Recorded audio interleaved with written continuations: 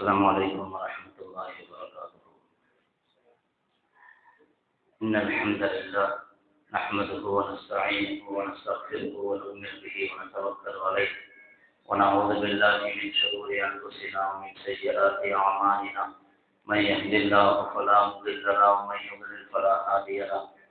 ونشهد أن لا إله إلا الله وحده لا شريك له ونشهد أن محمدا عبده ورسوله. وصلى الله وسلم على سيدنا محمد وعلى آله وأصحابه وأزواجه وذرياته وأهل بيته وأتباعه أجمعين، أما بعد. فقد قال الله تعالى في القرآن العظيم والفرقان المجيد: أعوذ بالله من الشيطان الرجيم. بسم الله الرحمن الرحيم. إنا لننصر رسلنا والذين آمنوا في الحياة الدنيا ويوم يقوم الأشهاد. قال النبي صلى الله عليه وسلم: تحروا ليلة القدر في العشر الأواخر من رمضان، أو كما قال صلى الله عليه وسلم. புகழ் அனைத்தும் இறைவனாகிய அல்லாஹ் ஒருவனுக்கு மட்டுமே உரித்தாகட்டுமா. அல்லாஹ்வினுடைய ஸலாத்தும் ஸலாமும் அன்பும் அருளும் நம் உயிரினும் மேலான முஹம்மது ரசூலுல்லாஹி ஸல்லல்லாஹு அலைஹி வஸல்லம் அவர்களின் மீதும், அன்னவர்களுடைய தோழர்கள், குடும்பத்தார்கள், அவர்களை பின்பற்றி வந்த தாபிஈன்கள், தபஅத் தாபிஈன்கள், ஃபுகஹாக்கள், ஷுஹதாக்கள், நல்லவர்கள் நம் அனைவரின் மீதும் என்றென்றும் நின்று நிலவட்டுமாக. அல்லாஹ்வினுடைய மேலான ரஹ்மத்தையும் அவருடைய பொருத்தத்தையும் பெற்றுக்கொண்ட நல்லடியார்களுடைய கூட்டத்திலே அல்லாஹ் நம்மை கபூல் செய்தருள்வானாக. வாழும் காலம் எல்லாம் நிம்மதியாகவும் ஆரோக்கியமாகவும் வாழக்கூடிய பெரும் பாக்கியத்தை ரப்பல் ஆலமீன் நமக்கு தந்தருள்வானாக. வாழ்க்கையின் எல்லா நிலைகளிலும் தக்வா எனும் இறையச்சத்தை எடுத்து நடப்பதற்கு அல்லாஹ் தௌஃபீக் செய்தருள்வானாக. எஞ்சிருக்கக்கூடிய ரமதானுடைய காலங்களை முழுமையாகவும் நிறைவாகவும் ரப்புக்கு திருப்தியான வழிகளில் மட்டுமே செலவு செய்வதற்கு அல்லாஹ் தௌஃபீக் செய்தருள்வானாக. கண்ணியத்திற்குரியவர்கள், ரமதானுடைய 2வது 10 பாதியை கடந்து அதன் 3வது 10ஐ நெருங்கிக் கொண்டிருக்கக்கூடிய தருவாயில் இருக்கிறோம். இஅ்திகாஃபினுடைய பகுதியையும் லைலத்துல் கத்ரை தேடப்பட வேண்டிய ஒரு பகுதியையும் நாம் கவனத்தில் கொண்டிருக்கிறோம். இப்படிப்பட்ட ஒரு நல்ல நேரத்திலே நாம் பார்க்கிறோம், இஸ்லாமிய நாடுகளிலே நோன்பு வைப்பதற்கும் அது போன்ற இபாதத்துகளை செய்வதற்கும் தொழுவதற்குமான பல கட்டுப்பாடுகளை அங்கே விதிக்கப்பட்ட நிலையிலே போர் பதற்றத்தின் காரணமாக, அமெரிக்கா இஸ்ராயேலுடைய அடாவடித்தனத்தின் காரணமாக பல இஸ்லாமிய நாடுகள் இன்று பெரிய சிக்கலில் இருந்து கொண்டிருக்கிறது. அவர்களுடைய பொருளாதாரம், அவர்களுடைய வாழ்வாதாரம் மட்டுமல்ல, அவர்களுடைய ஆன்மீகமும் கூட, அவர்களுடைய இபாதத்துகளும் கூட இன்னும் கூட பைத்துல் மக்திஸிலே மஸ்ஜிதுல் அக்ஸாவில் ஜும்மாவுக்கு கூட தடை விதிக்கப்பட்டிருக்கிறது. பாதுகாப்பு காரணம் காட்டி யுத்தம் ஆரம்பித்த நாள் முதற்கொண்டு பைத்துல் மக்திஸில் உள்ள மஸ்ஜிதுல் அக்ஸாவில் ஸல்லல்லாஹு அலைஹி வஸல்லம் அவர்கள் இஸ்லாத்தினுடைய 3வது கேந்திரமாக மஸ்ஜிதாக அறிவிக்கப்பட்ட அந்த மஸ்ஜிதில் ஒரு வார காலமாக தொழுகை நடைபெறவில்லை என்பது மட்டுமல்ல, இன்றைய ஜும்மா தொழுகையும் கூட அங்கே தடை செய்யப்பட்டிருக்கிறது என்பது மிகவும் வேதனையான விஷயம். அதே சமயத்தில் இங்கே நாம் அல்லாஹ் நமக்கு தௌஃபீக் செய்திருக்கிறான், அவனை தொழுகை வாழ்வதற்கான நல்வாய்ப்புகளை கொடுத்திருக்கிறான். கண்ணியத்திற்குரியவர்களை, ஆனாலும் கூட இங்கிருந்து கொண்டு பேஸ்புக்கிலே, சமூக வலைதளங்களிலே அந்த யுத்தங்களை பற்றி தேவையில்லாத கருத்துக்களை பதிவிடக்கூடிய நிலையில் தான் நம்மை பார்க்கிறோம். ஏனென்று சொன்னால், இந்த யுத்தம் என்பது ஷியா சுன்னா என்பதற்கான ஒரு பார்வையில் பார்க்கக்கூடிய இடமோ, அல்லது முஸ்லிம் காஃபிர் என்கிற நிலையிலோ, அல்லது யூத நஸ்ரானிகள் முஸ்லிம்கள் என்கிற நிலையிலோ இருப்பதை விட, அது ஒரு பெரிய பொருளாதாரத்தை அடிப்படையாக வைத்துக் கொண்டு அமெரிக்கா தன்னுடைய வட்டாதிக்கத்தை நிலைநாட்டுவதற்கான ஒரு பெரிய காரணத்தை வைத்துக் கொண்டுதான் இந்த யுத்தத்தை நடத்தி கொண்டிருக்கிறது என்பதை விவரம் அறிந்தவர்கள் புரிந்து கொள்வார்கள். இஸ்ரேலினுடைய நிலை நமக்கு தெரியும். அதனுடைய வேலையே சதி வேலை தான். முஸ்லிம்களுக்கும் இஸ்லாமிய நாடுகளுக்கும் நஷ்டத்தை விளைவிப்பதுதான் அதனுடைய திட்டம். ஆனால் அமெரிக்காவினுடைய அதிபர் இருக்கிறாரே, அவர் ஒரு பிசினஸ்மேன், ஒரு வியாபாரி. தன்னுடைய பொருளாதாரத்தை, வட்டாதிக்கத்தை உலகத்திலே நிலைநாட்ட வேண்டும், ரஷ்யாவினுடைய சைனாவினுடைய ஆதிக்கத்தை ஒழித்து கட்ட வேண்டும் என்கிற ஒரு பெரிய திட்டத்தை தான் அவர் தொடர்படியாக தன்னுடைய இந்த அடாவடித்தனத்தில் இறங்கியிருக்கிறார். சில மாதங்களுக்கு முன்பாக நாம் செய்திகளில் பார்த்திருப்போம். வெனிசுலாவினுடைய அதிபர் அவருடைய குடும்பத்தோடு அவரை கடத்தி சென்றார். என்ன காரணம்? உலகத்திலேயே பெட்ரோல், கச்சா எண்ணெய் மிக மிக அதிகமாக கிடைக்கக்கூடிய முதலிடத்தில் இருப்பது வெனிசுலா. இரண்டாவது இடத்தில் இருப்பது சவுதி அரேபியா, மூன்றாவது இடத்தில் இருப்பது ஈரான். சவுதி அரேபியா அது நம்முடைய கண்ட்ரோல்ல தான் இருக்குது, நம்ம சொல்றதுதான் கேட்க போறாங்க. வெனிசுலாவும் ஈரானும் ரஷ்யாவுக்கும் சைனாவுக்கும் தான் தப்பும். அங்குள்ள கச்சா எண்ணெய் எல்லாம் ரஷ்யாவுக்கும் ஈரான் அதாவது சைனாவுக்கும் சென்று கொண்டிருக்கிறது. இப்படிப்பட்ட ஒரு நிலையில சும்மா ஏதாவது ஒரு காரணம் சொல்லி அணு ஆயுதம் வைத்திருக்கிறார்கள், போதைப் பொருள் கடத்துகிறார்கள், ஏதாவது ஒரு காரணத்தை சொல்லி ஏதோ பெரிய உலகத்திலே நீதத்தை நியாயத்தை நிலைநாட்ட வருபவரை போன்று ஜனநாயகத்தை நிலைநாட்ட வருவதை போன்று ஒரு சட்டம் நிலையாக வந்து ஒரு காரணத்தை சொல்லி நாட்டினுடைய அதிபரை குடும்பத்தோடு கடத்தி செல்லக்கூடிய ஒரு நிலையில் ஒரு நாட்டின் அதிபர் இருக்கிறார் என்று சொன்னால் உலகத்திலே அந்த நாட்டை தட்டி கேட்பதற்கு எந்த நாளுமே இல்லை. அப்படிப்பட்ட ஒரு நிலைதான் இருக்கிறது. ஒரு அதிபருடைய குடும்பத்தையே கடத்தி சென்றார்கள். கடைசியாக என்ன சொன்னார்கள்? அமெரிக்காவுடைய வெளியுறவு அமைச்சர் சொன்ன செய்தி என்ன தெரியுமா? எங்களுடைய நாட்டிற்கு வெனிசுலாவுடைய கச்சா எண்ணெய் தேவையில்லை, ஆனாலும் அந்த கச்சா எண்ணெய் நாங்கள் யாருக்கு விரும்புகிறோமோ அவர்களுக்கு தான் கொடுப்போம். நாங்கள் யாருக்கு விரும்புகிறோமோ அவர்களுக்கு போக வேண்டும், எங்களுடைய எதிரிகளுக்கு போகக்கூடாது. ஒரு நேரத்திலே சொன்னார்கள், மூன்றாம் உலகப் போர் என்று வறுமையானால் அது தண்ணீருக்காக என்று. ஆனால் நிதர்சனமாக நாம் பார்க்கிறோம், அது தண்ணீருக்காக அல்ல, ஆயுளுக்காக, எண்ணெய்க்காக, பெட்ரோல் வளத்திற்காக, அதற்காகத்தான் இந்த யுத்தம் நடந்து கொண்டிருக்கிறது. இரண்டாவதாக சவுதி தன்னுடைய கையில் இருக்கிறது. மூன்றாவது இடத்தில் இருக்கக்கூடியதுதான் ஈரான். சைனாவுடைய வளர்ச்சி, ரஷ்யாவினுடைய வளர்ச்சி பொறுத்துக் கொள்ள முடியாத அமெரிக்கா இன்று பெரிய வளர்ச்சி அடைந்து கொண்டு செல்கிறது. காரணம், அது நமக்கு மேலே ஒரு சக்தி வந்து விடுமோ என்பதற்காக. அதை கட்ட வேண்டும் என்றால் சைனாவுக்கு 80% கச்சா எண்ணெய் வெளியிலிருந்து தான் வர வேண்டும். அதில் பெரும்பாலான பகுதி ஈரானிலிருந்து வருகிறது, வெனிசுலாவிலிருந்து வருகிறது.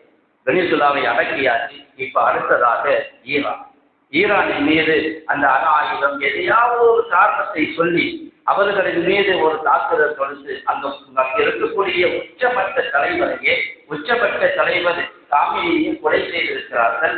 திட்டமிட்டு பகிரங்கமாக கொண்டிருக்கிறார்கள் என்று சொன்னால் இது உலகத்தில் இப்பொழுதும் கூட பெரிய வல்லரசு என்று சொல்லப்படக்கூடிய ரஷ்யாவும் பெரிய அளவில் ஒன்றும் கிடையாது, வெறும் அறிக்கை மட்டும்தான், வெறும் கண்டனம் மட்டும்தான். அப்படி ஒரு யுத்தம் நடந்து கொண்டிருக்கிறது. ஈரானின் மீது தாக்குதல் தொடுத்ததற்கான காரணமும் அதுதான். அங்கு இருக்கக்கூடிய எண்ணெய் வளம் நமக்கெல்லாம் தெரியும். ஒரு நேரத்தில் ஈராக்கின் மீது தாக்குதல் தொடுத்தது. இப்பொழுது ஈரானின் மீது நடத்தப்பட்ட தாக்குதல். இந்த தாக்குதலுடைய விலை என்ன? இந்த யுத்தத்தினுடைய விலை என்ன? இந்த யுத்தத்தினுடைய விலையை யார் கொடுக்கிறார்கள்? யார்? அமெரிக்கா கொடுக்கிறார், இஸ்ரேல் கொடுக்கிறார். அவர்கள் கொடுப்பது குறைவு, ஆனால் முஸ்லிம்கள் கொடுக்கிறார்கள் அதனுடைய விளைவையும் அதனுடைய விலையையும். முஸ்லிம்கள் அதனுடைய பின்விளைவை சந்தித்துக் கொண்டிருக்கிறார்கள்.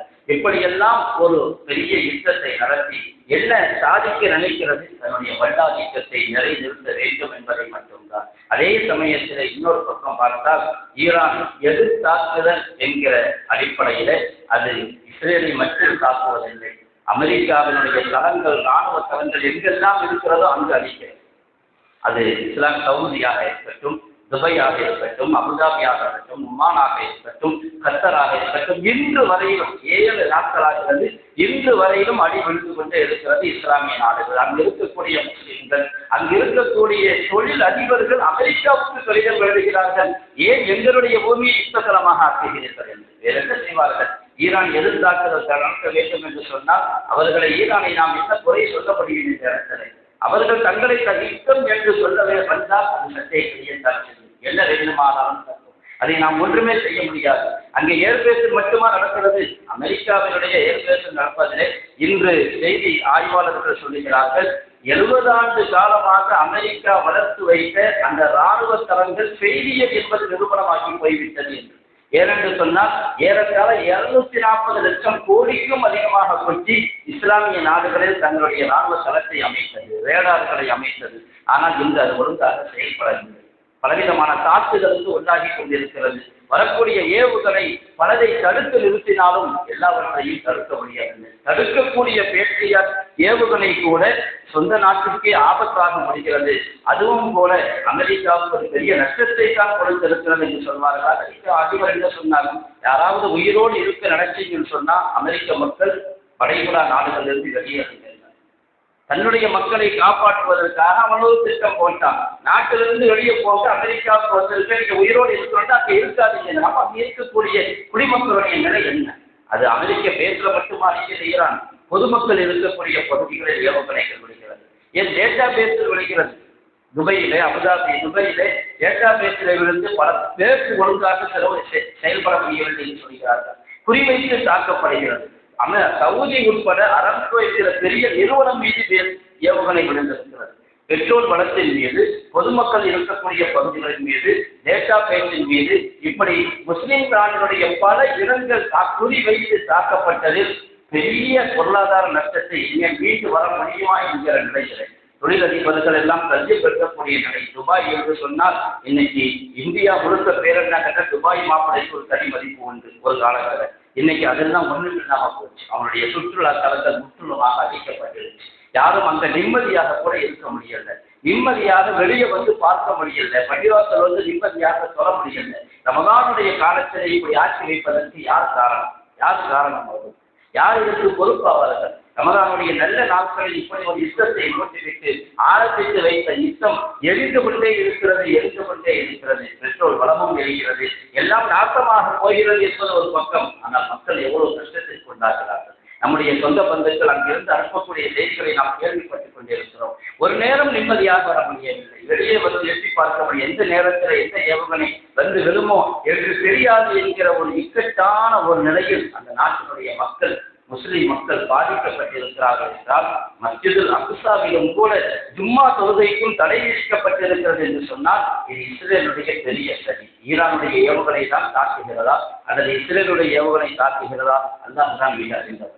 சமயம் பார்த்து அடிப்பவர்கள், சதி செய்பவர்கள், சதிகாரர்கள், யூதர்கள். அப்படிப்பட்ட ஒரு நிலையில் இஸ்லாமிய நாடுகள் இருக்கக்கூடிய நிலைகளை பார்க்கிறோம். ஆனால் என்ன நினைவுக்கு வருகிறது என்று சொன்னால், ஈரான் கூட ரஷ்யா இருக்கிறது, சைனா இருக்கிறது, இஸ்லாமிய நாடுகள் அமெரிக்கா இருக்கிறது என்று சொன்னால், ரஷ்யாவும் சைனாவும் சப்போர்ட் இருந்தால் கூட ஈரான் தன்னுடைய காலில் நிற்க முடியாது. அவன் ஆயுதங்களை தயார் செய்து வைத்திருக்கிறான். இன்னைக்கு யாரும் வந்து வெளிப்படையாக தலையுறாவிட்டாலும் கூட அவன் சொல்லுகிறான், நான் பேச்சுவார்த்தைக்கு தயார் இல்லை.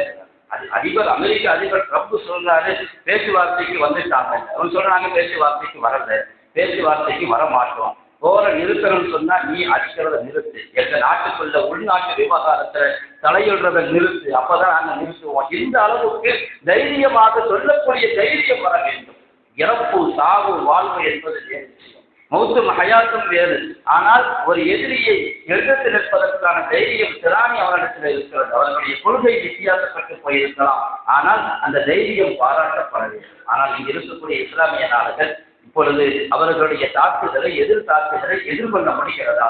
ஏன் ஒரு வார காலமாக அழித்துக் கொண்டிருக்கிறார்களே இஸ்லாமிய நாடுகள் அத்துணையை சேர்ந்து ஏன் ஈரானை தாக்க முடியவில்லை? ஈரானை எதிர்த்து ஒரு ஏவுகணை அனுப்ப முடியாமதற்கு போறதற்கு காரணம் என்ன? ஒரு ஏவுகணை போச்சுன்னு சொன்னா மன்னர்களுடைய அரண்மனைக்குள்ள காலியாயிடுது. எல்லாம் தங்களுடைய ஆட்சிக்கு பயந்து தங்களுடைய அதிகாரத்தை தக்க வைப்பதற்காக அமெரிக்காவும் பாதுகாப்பு கொடுக்கிறது. தாங்கள் வெறும் அறிக்கையை மட்டும் விடுகிறார்கள். கட்டர் சொல்கிறது ஈரான் ரெட் லைனை தாண்டி விட்டது. ரெட் லைனை தாண்டி விட்டது என்பது தெரிந்த விஷயம் தான். நீ என்ன செய்து கொண்டிருக்கிறாய்? உன்னை தற்காத்துக் கொள்வதற்கு, உன்னுடைய நாட்டு மக்களை பாதுகாப்பதற்கு, ரமதானுடைய காலத்தை நிம்மதியாக ஆக்குவதற்கு உங்களால் என்ன செய்ய முடிந்தது? ஏதாவது எதிர்த்து தாக்குதல் தொடுக்க முடிந்ததா? ஈரானை அடிக்க இந்த நேரத்தில் ஈரான் மீது பல ஏவுகணை இஸ்லாமிய நாடுகளுக்கு போயிருக்க வேண்டும். அதற்கு பெயர் தான் யுத்தம். அடியெல்லாம் வாங்கிட்டு அடிக்கிறான் அமெரிக்காவை சொல்றதை விட கேவலமான ஒரு நிலை இல்லை. அமெரிக்க அதிபருக்கு லெட்டர் எழுதக்கூடிய தொழிலதிபர்கள் நாட்டு மன்னர்களிடத்திலே கேட்க வேண்டும், எங்களுடைய நிம்மதியை ஏன் நீங்கள் இப்படி குறைத்து வைத்திருக்கிறீர்கள் என்று. அவர்களுடைய சுகபோக ஆட்சிக்காக மட்டும் ரமதானுடைய காலத்தையும் கூட இப்படி ஆட்சி வைத்திருக்கிறார்கள் என்றால் உண்மையிலேயே வேதனைப்படக்கூடிய விஷயம். கண்ணியத்திற்குரியவர்களே, யுத்தத்தலம் என்பது எப்படி வேண்டுமானாலும் இருக்கலாம். நான் இந்த யுத்தத்தை பதிலோடு ஒப்பிட்டு பேச விரும்பவில்லை. பதிலுக்கும் இருக்கும் எந்த சம்பந்தமும் இல்லை. இது வெறும் அரசியலுக்காக, வல்லாதிக்கத்தை நிறுத்துவதற்காக, தன்னுடைய பொருளாதாரத்தை நிலைநிறுத்துவதற்காக நடத்தப்படுகிற யுத்தம். பதில் யுத்தம் சத்தியத்திலே நாட்டுவதற்காக. அதே சமயத்திலே யுத்தத்திலே ஆயுத ரீதியாக வெற்றி பெறுவது மட்டுமே அவன் சத்தியத்தில் இருக்கிறான் என்பதற்கு அடையாளம் இல்லை. யாராவது ஆயுத ரீதியாக, அரசியல் ரீதியாக வெற்றி பெற்று விட்டார்கள், மேலோங்கி விட்டார்கள் என்பது மட்டுமே வெற்றிக்கான, சத்தியத்திற்கான அடையாளம் கிடையாது. ஏனென்றால் முஸ்லிம்களுக்கு அல்லாஹ் பதிலிலே வெற்றியை கொடுத்தால் உஹதிலே எதிரிகள் லாபம் சம்பாதித்தார்கள். அல்லாஹ் சொன்னான் அந்த சமயத்திலே, சஹாபாக்கள் ஏன் இவ்வளவு பெரிய சோதனை எங்களுக்கு எங்கிருந்து வருகிறது? அல்லாஹ் சொன்னான், இந்த போர் நாட்களுடைய வெற்றி தோல்வியை மாறி மாறி கொடுப்போம். நாம் சத்தியத்தில் இருப்பவர்களுக்கு மட்டும்தான் வெற்றி கிடைக்கும் என்று கிடையாது. அசத்தியத்தில் இருப்பவர்களும் தங்களுடைய முயற்சியின் காரணமாக, ஆயுதங்களின் காரணமாக வெற்றி பெறுவார்கள். அவர்கள் வெற்றி பெறுவது சத்தியத்திற்கான அடையாளம் இல்லை என்பதையும் நாம் புரிந்து கொள்ள வேண்டும். அதே சமயத்திலே தொடராக நடந்து கொண்டிருக்கக்கூடிய இந்த யுத்தங்கள் எப்பொழுது முடிவுக்கு வரும் யாரும் எதுவும் சொல்ல முடியவில்லை.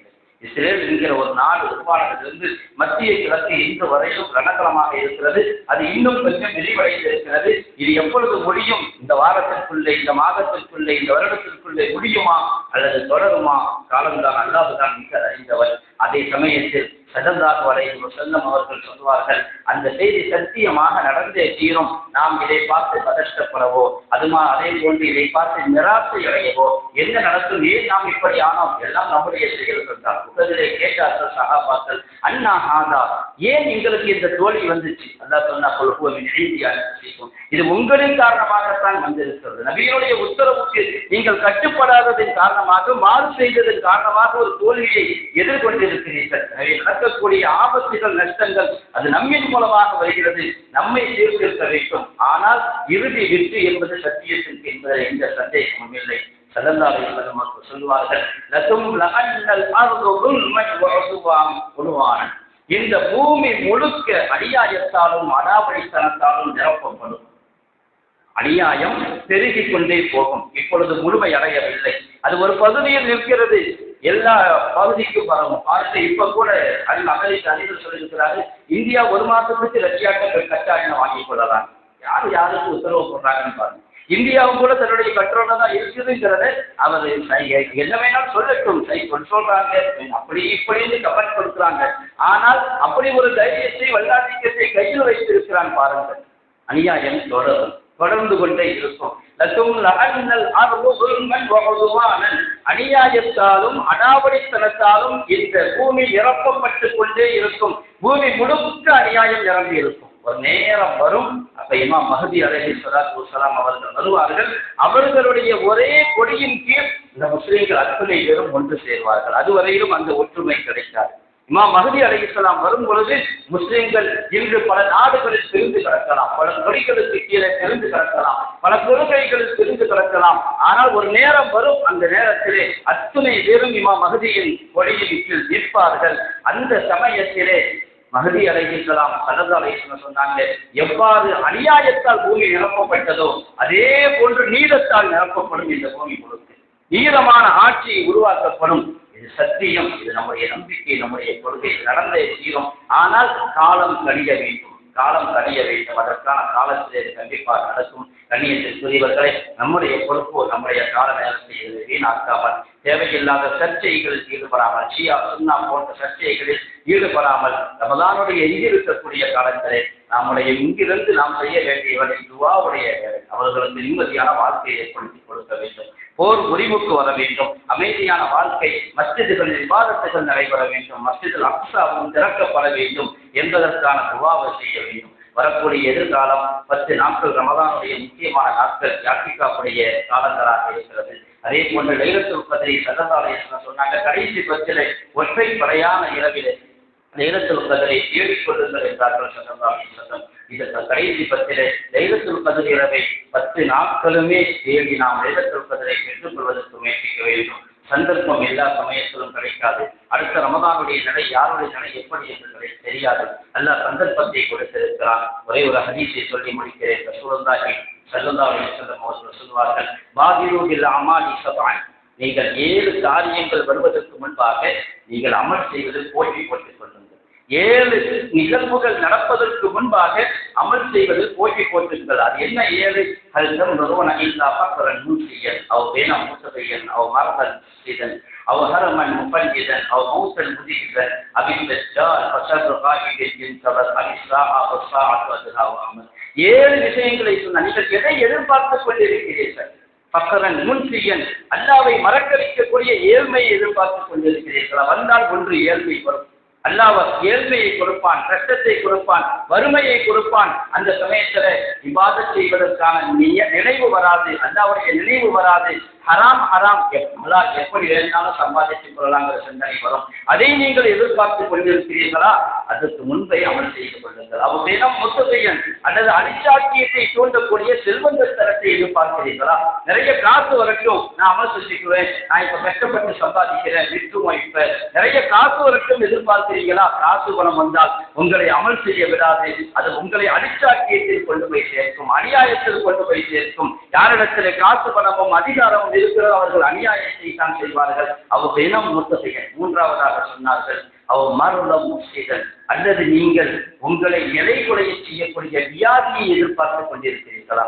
நம்ம நல்ல ஆரோக்கியமாக இருக்கிறோம், இப்ப நல்ல சம்பாதிச்சுக்கிறோம், பிறகு 60 வயசுக்கு பிறகு ரொம்ப கஷ்டமாயிடும், நடக்க முடியாது, போக முடியாது, வர முடியாது. அப்ப இபாதத் செஞ்சீர்கள், அப்படி எதிர்பார்க்கிறீங்களா? அப்பவும் உங்களால் செய்ய முடியாது. உங்களை இபாதத்தை விட்டும் முடக்கி போடக்கூடிய வியாதியா எதிர்பார்த்து கொண்டிருக்கிறீர்கள். அவர் மரணம் முஸ்லிகள் அதை எதிர்பார்த்து இருக்கிறார்கள்.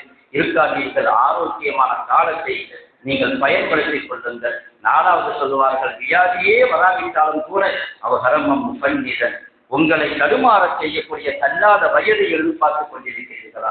வியாதியும் வரவில்லை என்று சொன்னால் வயது மூப்பை அடைவீர்கள். வயது மூப்பிலே உங்களால் நடக்கவும் முடியாது, முடக்கி போட்டுவிடும், படுக்கையில் படுக்க வைத்துவிடும். அப்படிப்பட்ட ஒரு காலத்தை எதிர்பார்த்துக் கொண்டிருக்கிறீர்கள். வேண்டாம், அதற்கு முன்பாகவே அமல் செய்து கொள்ளுங்கள். அதுவும் இல்லை என்று சொன்னால் கடைசியாக மௌத்தம் முதிசன், திடீரென வரும் மரணத்தை எதிர்பார்த்துக் கொண்டிருக்கிறீர்களா? அட்டாக் வந்துருச்சு, விபத்து நடந்திருக்கிறது, திடீர் மரணங்கள், இதை நீங்கள் எதிர்பார்த்துக் கொண்டிருக்கிறீர்களா? எதுவுமே நடக்கவில்லையானால் திடீரென மரணம் வந்து விடலாம், அதை எதிர்பார்க்கிறீர்களா? அப்படியும் இருக்காதீர்கள். கடைசியாக 2ஐ சொன்னார்கள், இதையெல்லாம் வீட்டு தப்பித்தாலும் அதை தஜ்ஜால் எதிர்பார்க்கிறீர்களா? அது ரொம்ப மோசமான ஒரு காலம், அதை எதிர்பார்த்திருக்கிறார்கள். அதுவும் இல்லை என்றால் கடைசியாக சொன்னார்கள், கியாமத்தை எதிர்பார்க்கிறீர்களா? அமல் செய்வதற்கான அவகாசத்தை. கியாமத் என்பது மகா கசப்பானது, மகா கொடூரமானது. நீங்கள் அதுக்கெல்லாம் உங்களுடைய காலத்தை, நேரத்தை தள்ளி போடாதீர்கள். நீங்கள் இந்த 7 காரியத்தை தவிர வேறதையும் இந்த துனியாவை எதிர்பார்க்க முடியாது. அதற்கு முன்பாக நீங்கள் அமல் செய்வது போட்டி போட்டுக் கொள்ளுங்கள் என்பார்கள் ஸல்லல்லாஹு அலைஹி வஸல்லம். அல்லாஹ் ரப்பல் ஆலமீன், அல்லாஹ் ஜல்ல ஜலாலுஹு வ அம்ம நவாலுஹு, அல்லாஹ் தஆலா நமக்கு எல்லா விதமான பாக்கியங்களையும் நிறைவாக கொடுத்தல்வானாக. சந்தர்ப்பங்களை பயன்படுத்தி அமல் செய்யக்கூடிய தௌஃபீக் செய்தல்வானாக. இஸ்லாமிய நாடுகளில் இருக்கக்கூடிய இந்த பதற்றமான சூழ்நிலையை அல்லாஹ் தவிர்த்தல்வானாக. எல்லா விதமான யுத்த களத்தினுடைய வேதனைகளை விட்டும், மனவேதனைகளை விட்டும் மக்களை காத்தல்வானாக. யார் அநியாயத்தை பக்கம் இருக்கிறார்களோ, அடாவடித்தனத்தை அதிர்த்து விட்டுக் கொண்டிருக்கிறார்களோ, அல்லாஹ் அவர்களுக்கு மோசமான தோல்வியையும் கேவலமான தோல்வியையும் கொடுத்தல்வானாக. அல்லாஹ் ரப்பல் ஆலமீன் இருக்கக்கூடிய ரமதானை முழுமையாகவும் நிறைவாகவும் அவனுக்கு பொருத்தமாக அமல் செய்வதற்கு அல்லாஹ் தௌஃபீக் செய்தல்வானாக. வாஹிரு தஅவானா அல்ஹம்துலில்லாஹி ரப்பில் ஆலமீன். வஸ்ஸலாமு அலைக்கும் வரஹ்மத்துல்லாஹி வபரகாத்துஹு.